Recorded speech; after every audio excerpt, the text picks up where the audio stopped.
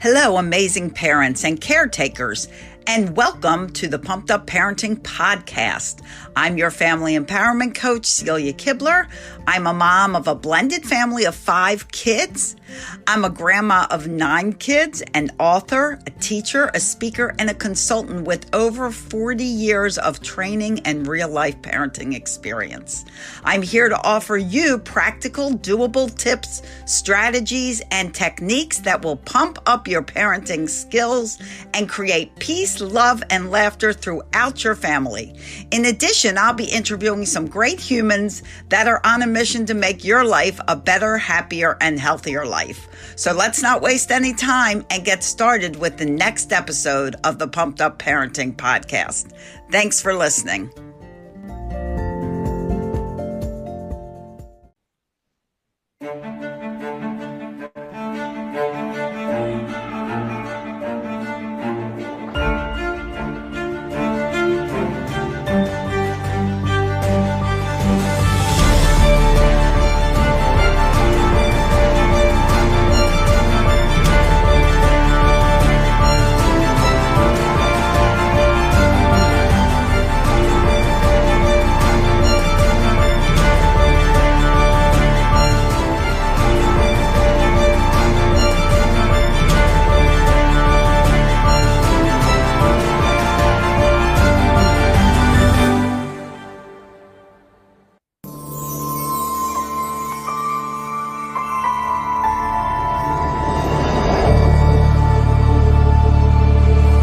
Welcome to the International Day of Calm Summit.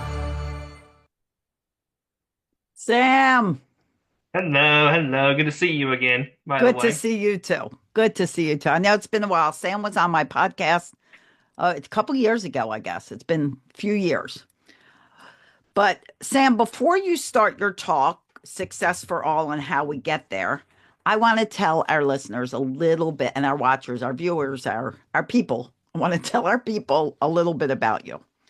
So Sam is a 21-year-old from Indiana who was diagnosed with autism at the age of 4. In October 2019, he launched the podcast Autism Rocks and Rolls, combining his passion for media with a mission to destigmatize autism and demonstrate that individuals with autism and on the spectrum are not broken. Through his podcast, Sam has engaged with notable guests, including NASCAR driver Armani Williams, American Idol contestant James Durbin, and autism advocate Dr. Temple Grandin. His work has led him to speak at various events across North America, and he serves as an ambassador for organizations like the Doug Flutie Foundation and the Make a Film Foundation. Beyond podcasting, Sam is an entrepreneur, motivational speaker, podcast coach, educational writer, blogger, and educator. He also trains businesses on employment and autism-related topics. Sam's dedication has earned him recognition, including reaching the top 10 in the People's Choice Podcast Awards and placing second in Indiana's JAG Entrepreneurship Project. He continues to advocate for autism awareness and acceptance, aiming to change perceptions and highlight the capabilities of individuals on the spectrum. Sam, thank you so much for being here. Welcome to the Day of Calm Summit. Thank you so much for having me. Is there a PowerPoint or do I just talk, by the way? You can do a PowerPoint. Do you have it? You can share. I do have a PowerPoint, actually. Just let me get there. Okay, Anupam can help you if you need it. Yeah, I might Anupam, help he with just that. shares. Is he shaking? Anupam, are you shaking your head? He just shared. Yes. Sam, you just share. And I'll go away and you take over. It's saying sharing isn't turning on because it's not allowing sharing for this webinar for some reason. It's not letting him share. Just a moment. Hold on. All right. Anupam, IT man, will fix this. He will fix it. Right at it. Just tell us when we're good. Perfect. So it's enabled. Okay, Sam, try it now, hon. Yep, we're good now. Okay. All right. Let me just hit the slideshow here. I think this is the first one. Yep. Okay. So yes, thank you again, Celia, for that lovely introduction. So this is about success for all and how we get there. And I think today's a great fit because Calming Summit is what you guys are really focusing on. And I think sometimes those on the spectrum need to learn how to be calm, but I think others need to learn how to be calm for those with autism because sometimes it can be an uncomfortable feeling. So this is my little story about me, maybe too big of a story. This was when my name was Autism in the early years. When I was 1, I never looked at you. When I was 2, I said 5 words. I don't remember the 5 words, unfortunately. If I did, I would tell you off the bat. When I was 3, if you touched my toys, I screamed. I was very organized. I remember having plastic food, and if you rearrange it, I'd lose it. When I was 4, I screamed more when you changed my routine. Basically, if I went to Walmart and no one told me beforehand, I would get really upset. And I say upset because I wasn't informed before. We went to Walmart. It was changed at the last minute. When I was 6, my mom read me a book about a boy named Sam that had Asperger's. Yes, his name was really the same in the book and told me I had it. I kind of feel that's where we were going because I'm the person who kind of cuts through the chase. And that's where I knew it was going, and I was told. But it got worse when I was 7 because nobody in my grade wanted to do board games with me. So I did them by myself. Nobody played with me on the playground, but at least I had things. It wasn't ideal, but it was something, and something's better than nothing, I think, in my view. And I think that's what kind of kept me a little bit calm at that time span.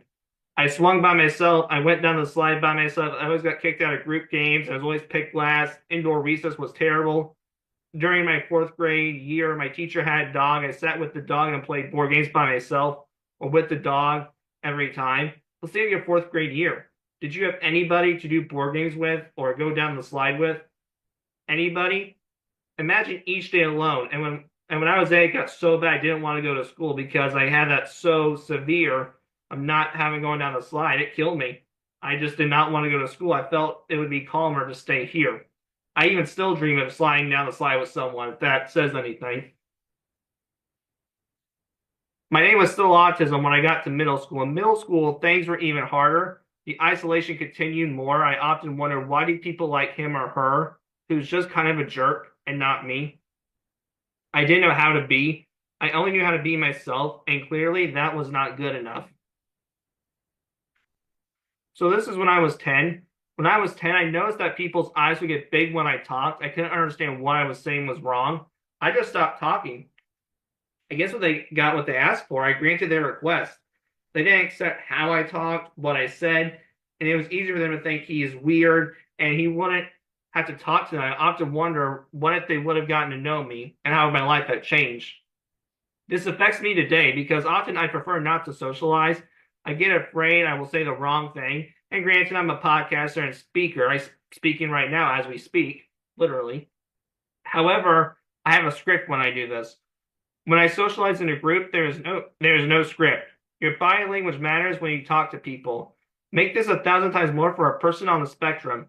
If you don't want to talk to somebody just because they are different than you are, trust me, they will know. I'm a person who will not say anything, but I know they don't want to talk to me. I mean, people still think I'm stupid. Trust me, I'm not stupid. I can figure it out. It's not a hard math problem to figure out. And this is when I was 15. It was kind of got even more severe. When I got up in the morning, I had nothing to look forward to. Do you look forward to running down the hallway or when you were 15? Maybe hugging your best friend or even just talking to someone? I didn't have this. When you are isolated, you feel as though you don't have anything to offer to society or nowhere to go. I felt like I was a morbid to society. I honestly did not feel safe anywhere. I want you to think of that person right now that you see by themselves repeatedly. Now you know this is how they feel. What will you do about it? What can you do to make them more calmer and at ease? To make them relax and see that someone has my back. But I was about to appear. In high school, I had some of my darkest days. Have you ever gone somewhere and nobody, and I mean nobody, talked to you? Day after day, I sat in my high school classrooms while people around me laughed about videos on their phones, hung on to their best friends, while laughing in the hallway or knew how to interact with some. Others that seemed, well, normal. I decided that one day something that had to change, so I will. From that day forward, I was Sam Mitchell who didn't care what others thought of me, but soon something was about to happen. Long story short, or really not long story short, long story, I became a podcaster. I got a few downloads. Then I got a lot of downloads. Local TV stations, newspapers, magazines, and other podcasters contacted me and wanted to hear my story. I've been over over 1,000 podcasts today. I began to get sponsors who want to get ad space on my podcast. My mom became my manager. I did a TEDx talk. People just like me from all over the world was listening. We created a nonprofit with the mission of changing the language as to what autism is and what it isn't. There's nothing wrong with it, but society often thinks there is, and that needs to change. I began to plan local autism acceptance events. I began to have big guests with big platforms on my podcast, like some she listed, but there's been others too. I've had like Kane, Mick Foley, Jake the Snake on the show recently. I became an international motivational speaker. I went to college. I'm in my last year. I know it says third year, but I'm in my last year of broadcasting at Vincennes University, which is in Vincennes, Indiana. My mom and I wrote a book. I became an ambassador to the Flutie Foundation. We have a corporate board of 6. I need to update it. We're also training emergency workers. We're also working on educational modules. So what's the mission of this company or this organization? Well, the mission of Autism Rocks and Rolls is to take the stigma off of autism and other conditions like medical disabilities. People on the spectrum are not broken and do not need to be fixed. Those who have conditions always want to be pitied. There's nothing to be sorry about. We want to shift the conversation to inclusion because we believe for far too long, people living with autism have been considered disabled, but ARA believes the individuals on the spectrum do not need to be fixed. In order to change this misconception, we're working on developing content that works to achieve this goal. We want to be realistic, and for example, we want to tell them that yes, it won't be calm days. There won't be calm days. Your child will have a meltdown, but there will be great and calm days where you can relax. And I'm not just saying great days, beautiful days, because those on the spectrum can be very creative. And if you don't calm down by just seeing the negative, you're going to miss their creativity. Oh. Where'd my thing go? There we go. Didn't want to work with me for some reason. So this is a thesis that I like to do and want you to walk away with. Although we should always recognize needs and should be focusing on what your children, employees, families, students, or those who you love can do, rather than focusing on what they can't do. Success comes in all different forms. We simply have to meet them where they are. Some on the spectrum have higher support needs. It's not fair to try to change them and make them have lower support needs. It's fair to match them where they are. That's all you can do realistically. And I want employers to accommodate to employees and help them be successful at work. Employees need to calm down too and give those with autism accommodations, not special treatment, accommodations. Those are two separate entities. And yes, the journey is hard, but that is all we focus on. We miss all the beautiful things happening around us. I forgot to tell you a story about it earlier. I went to a conference in Orlando. We had a booth set up. The father came to us, and his son was recently diagnosed with autism. Couldn't get a sentence out, bawled his eyes out, because he thought his life was over. Well, my mom told him, what does he like to do? Well, she said he likes YouTube channels. Well, she said, okay, stop right there. Go home. When you leave this conference, go home and start a YouTube channel. And from what I've heard today, he's doing pretty darn well with that YouTube channel.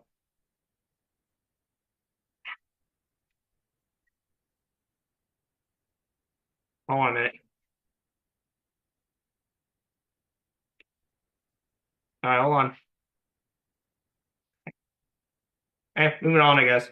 So, there are things though that do make me struggle and get not calm. It's driving, that makes me nervous. Math makes me nervous. I'm not a good mathematician. I don't think I ever have been. Organizing at times, prioritizing at times, and being reasonable at times. But what about you? How do you cope? What do you think others struggle with? Everyone struggles with something, and this is okay. People need to see that we all struggle with something. It doesn't make us need to be less calmer. It actually needs to make us more calmer because it shows us we all have flaws, and we are at the end of the day human.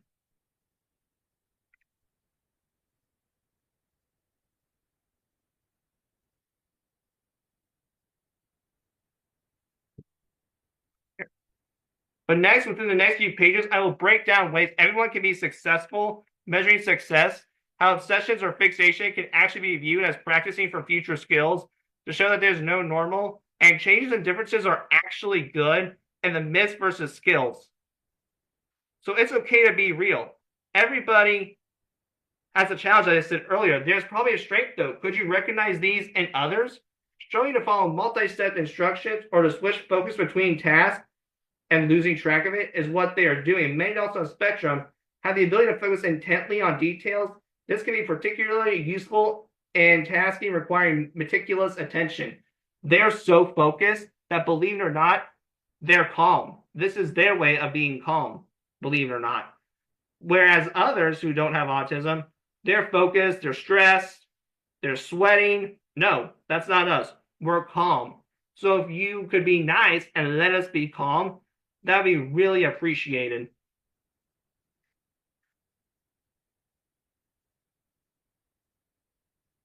And adults with autism may find it challenging to visualize the steps needed to complete tasks or to sequence these steps effectively. Many on the spectrum think in pictures, and the visual learners allow them to see minute details, which can lead to successful careers. There's a great example. If you've seen the movie Temple Grandin, her movie features blueprints of her documentation of how she changed the cattle industry. She created that on her own. She saw a picture. She looked at that cattle machine and visualized something's not wrong here. Something's not right here. So what did she do? She fixed it with her visual thinking and put it down on paper. If you ask me, that's pretty impressive. And I even use visual aids. Here's a great example. This is my chart right here that I use. So as you can see, there's academic for college, work because I had a job at Laser Vision. I didn't lose my job. I didn't get fired. Trust me. It was just that they no longer needed me. I have chores to do like we all do. That's basically adulting. And then my podcast and then social life if I choose to hang out with friends. But this is an example. And for every challenge, there's probably a strength too that you can recognize in others.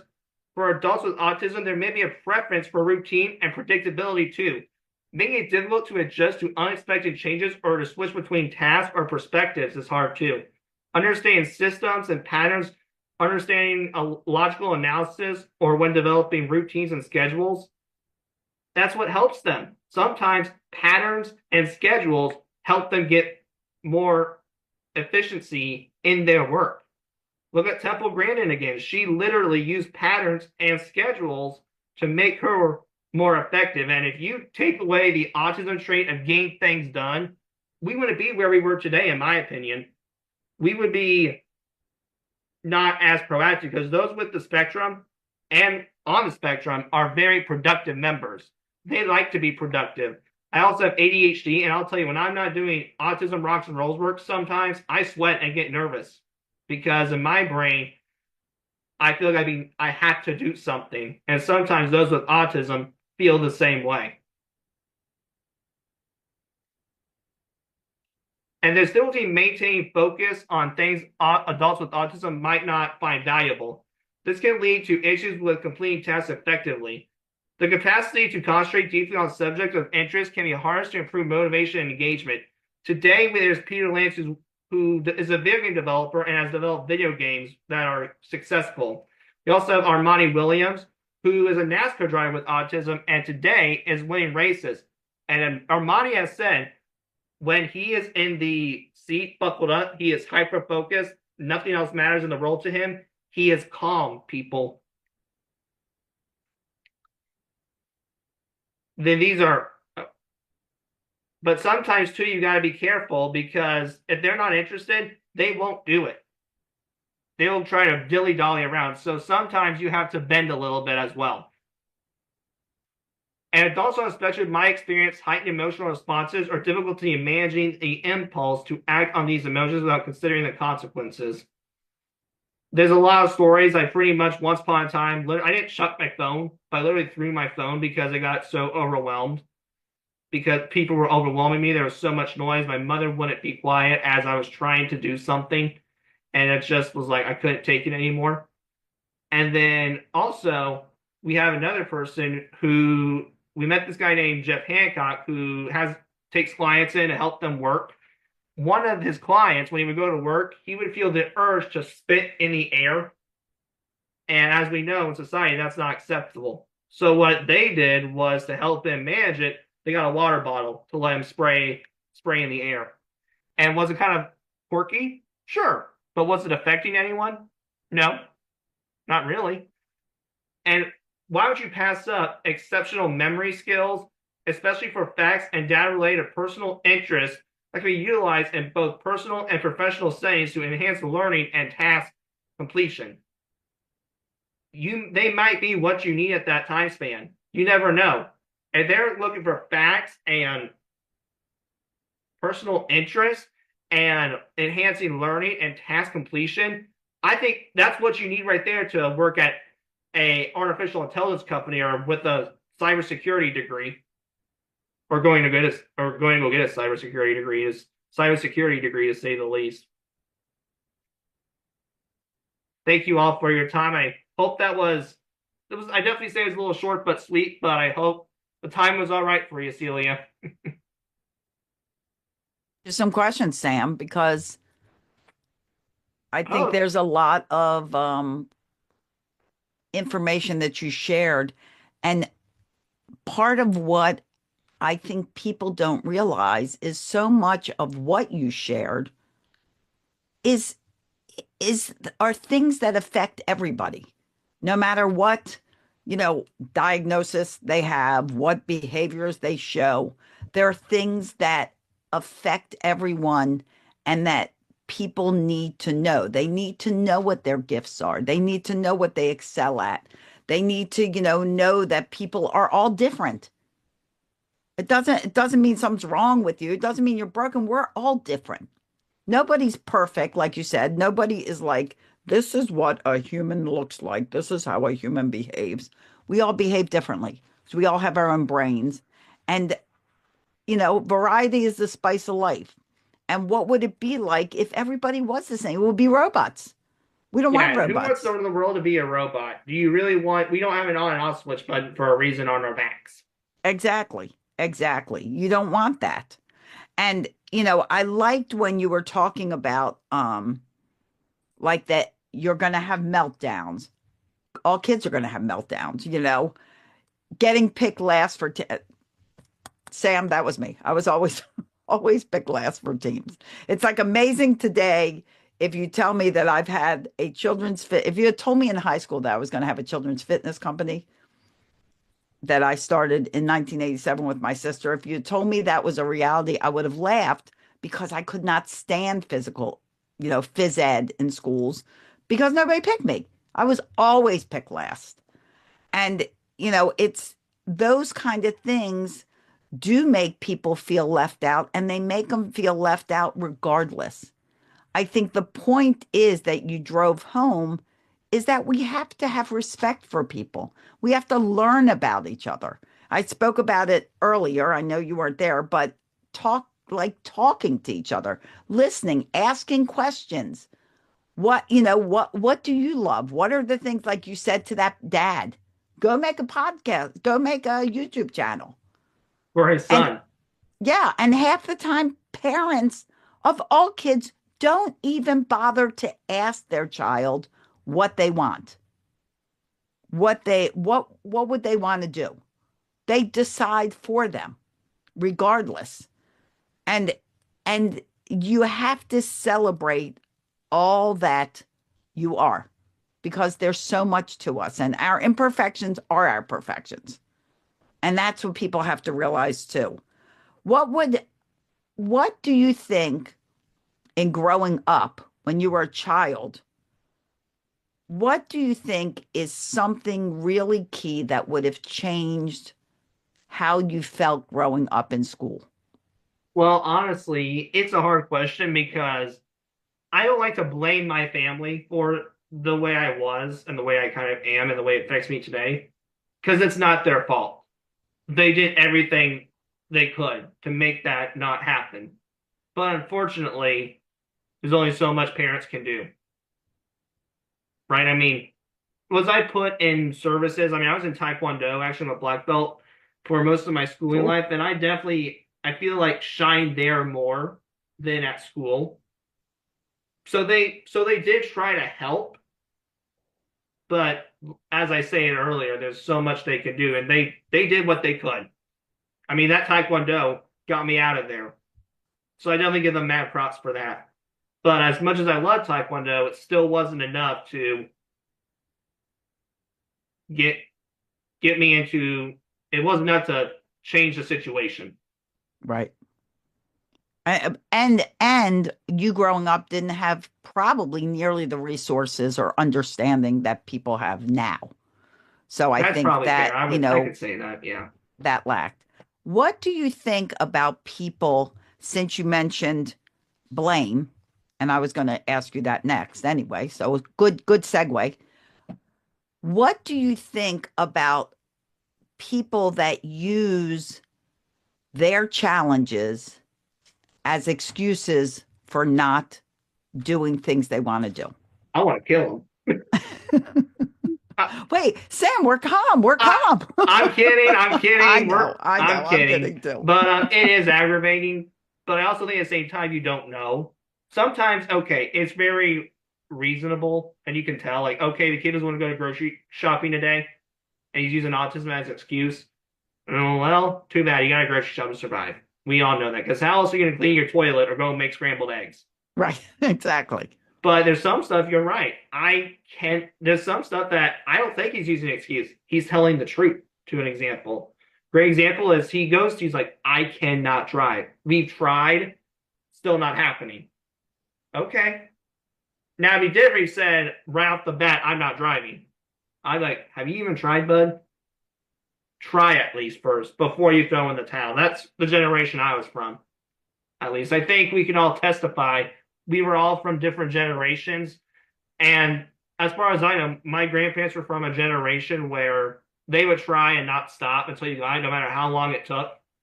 I'm from a generation where I'll try, but if I don't know after trying for an hour or two, I don't know. But at least you tried. And that's all And I can ask for. are you willing to go back and try again? Or do you give up? It depends. If they say I'm not going to give you instructions, then I'm like, okay, see you later.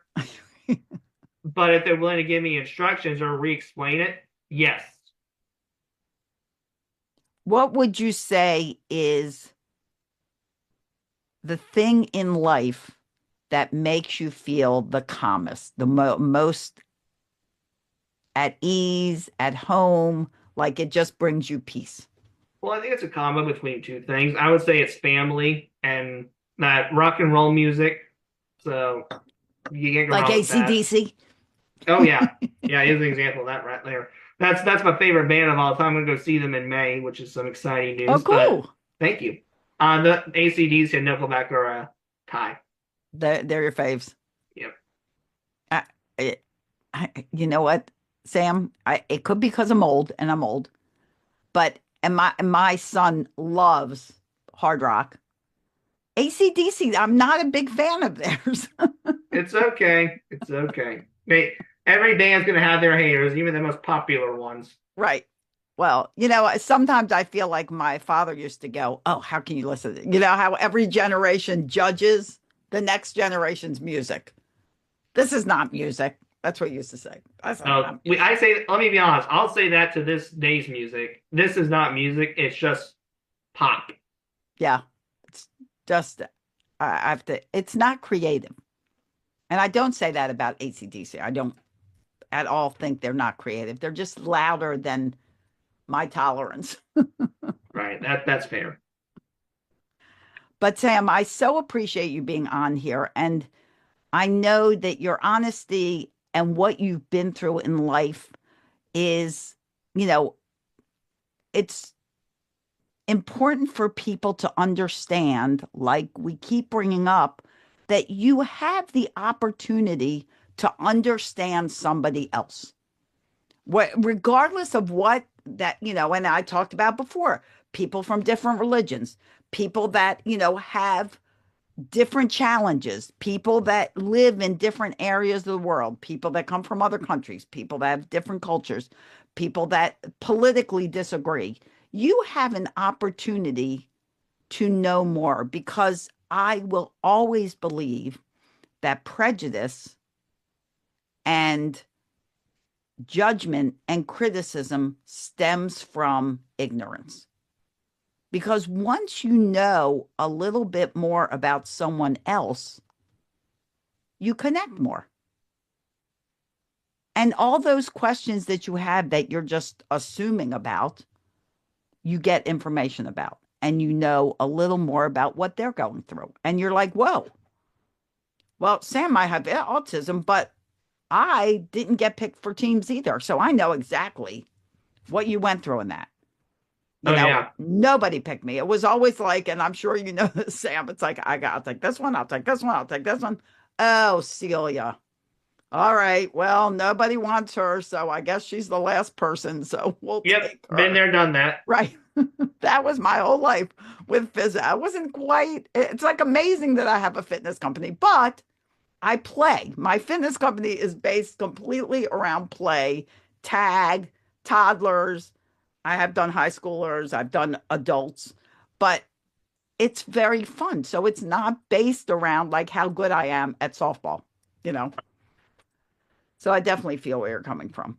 Thank you, Sam, so much. Sam, so repeat again, if you would, the best way for people to get in touch with you, to know about your Autism Rocks and Roll program and foundation and whatever you it can is. Go to your search engine optimization, type in autismrocksandrolls.com. If you Google me there, something will pop up. I promise you, I've done it before. Awesome. And your podcast is called? Autism Rocks and Rolls. So same name. Yep. So look up Sam. He's awesome. He's been at this for a while, and he's a pro, and I'm grateful for you to join us, Sam. I really appreciate you coming on with us. Not a problem. Thank you again. Good meeting everybody on here. I got to head to college class, so please excuse me. Okay, go to college, Sam. I'm glad. Ma'am. Better you than me. So yes, go ma'am. have fun. Been there, done that. All right. Yes, ma'am. Bye, honey. Bye-bye.